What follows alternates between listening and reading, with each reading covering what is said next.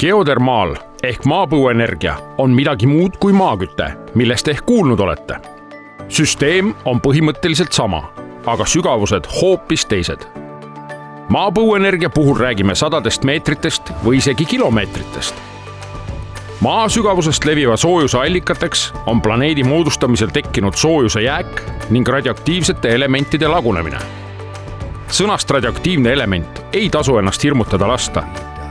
Puuraugu põhjas on tavaline graniit.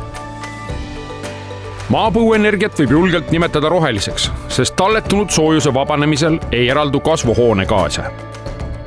Maapõuenergia potentsiaal Põhja-Eestis on kõrge, sest termogeoloogilised omadused on vähemalt sama head kui Lõuna-Soomes, kus see süsteem on edukalt kasutusele võetud. Soojuse kättesaamise süsteem on sügavusest hoolimata sama, mis külmkapil, õhksoojuspunbal või tavalisel maaküttega süsteemil. Sügavas puuraugus kuumenenud soojuskandja liigub üles, kus soojusenergia antakse edasi küttesüsteemile. Käivitades sama süsteemi teistpidi, on võimalik suvel ruume jahutada. Suuremate sügavuste puhul on maapõuenergiat kasutades võimalik ka elektrit toota. Praegu toodetakse maailmas aasta jooksul maapõue soojusest 10-kordse Eesti aastatarbimise jagu elektrienergiat. Maapõuenergia kasutamine ei nõua suurt krunti, sest süsteem läheb alla. Puurauke on tehtud ka valmis majade keldritesse.